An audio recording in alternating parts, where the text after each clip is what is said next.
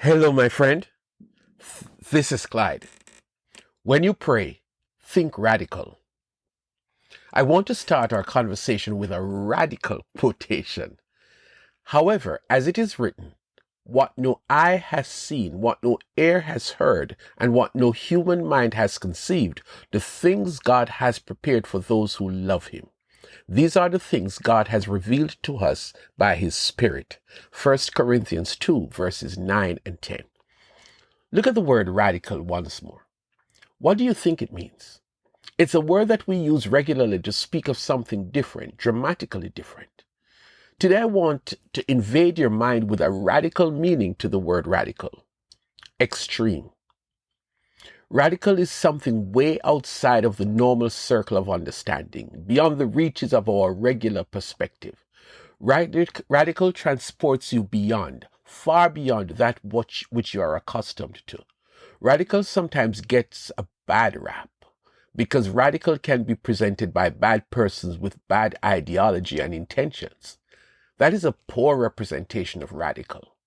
Let me say something and let me support what I say before you disregard what I am saying. Jesus is about radical. Jesus grew up in Nazareth of Galilee, an ordinary place, but he was far from being ordinary. When he turned 30, he stepped out of the shadows of regular life in the community and launched a radical movement, a movement that is even more impactful now than in his 3 years of ministry here on earth. Jesus had a soft launch to his ministry, but it was a radical launch. That Sabbath morning when he walked into the synagogue in Nazareth, something radical was about to be launched. The reading of the scriptures was a fixed part of their meetings, and so it was nothing unusual for Jesus to have read the scriptures that morning. The passage was part of the Holy Scriptures that spoke about something that said, "The Spirit of the Lord is on me because he has anointed me." But I want you to be like someone who was in the synagogue that morning, and this is what you saw and heard next. Then he rolled up the scroll, gave it back to the attendant, and sat down. The eyes of everyone in the synagogue were fastened on him. He began by saying to them, "Today, this scripture is fulfilled in your hearing." Luke 4:20-21. That, my friend, was the radical launch of a radical ministry. Jesus was not about to be one more rabbi in the community of Nazareth. No, sir.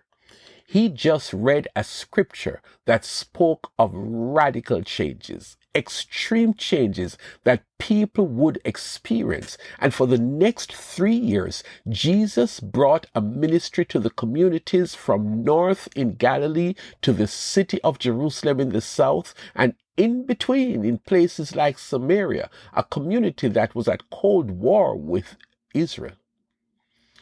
I want you therefore to come with me to a radical teaching that Jesus dropped on his disciples. In Luke 7:17, Jesus was talking about forgiving your sibling who offends you as much as 7 times in one day.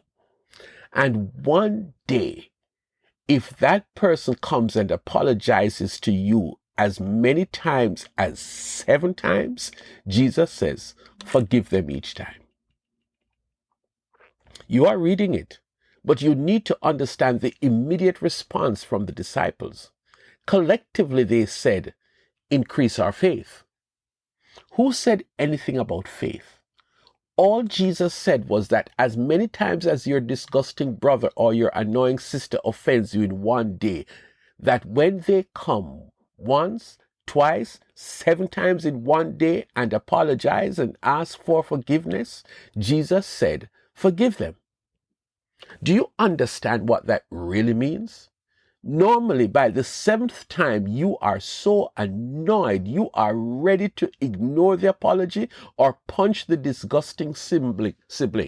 But certainly, forgiveness would be the last thing that you want to do by the time number 7 comes around. Increase our faith. because we need to have faith to be so nice to this annoying sibling, says the disciples. So now we come to a radical response from Jesus. If you have faith as small as a mustard seed, you can say to this mulberry tree, be uprooted and planted in the sea, and it will obey you. Jesus went way outside of what these guys were thinking or even asking. Jesus went to an extreme that was nothing like they had seen or heard. Those boys knew what a mustard seed looked like. Those boys knew what a mulberry tree looked like. What those boys did not know is that a mulberry tree can be told to move and be planted into the sea. Jesus said to them, it can be done if you have a little faith. Radical teaching. That was Jesus, thinking outside the box, behaving outside the box. Jesus was saying to these young men and to us, it takes faith to experience the radical in your life. It is not about the size of faith, but the presence of faith. It is not how long you have been a Christian and which denomination you go to and what is your theology. All it takes is the presence of faith to experience extreme results in your life. If my Father sees a mustard seed faith in you, expect the radical. Right below that is a story of the healing of 10 lepers. Jesus did not touch them. Jesus did not anoint them. Jesus did not sprinkle them with holy water. Jesus told them to do something that was not in any medical textbook, but was a part of their culture. He said to them, go show yourselves to the priests. Hold on, Jesus. That is not the order of things in our culture. Our culture says that after the leper has been cleansed, that he should go and show himself to the priest who will certify him as being fit to be readmitted to society. But Jesus was about radical, wasn't he? He told the 10 lepers while they were still certified as being lepers, go show yourself to the priests. Notice what happened. A radical result occurred. And as they went, they were cleansed. That has never happened before.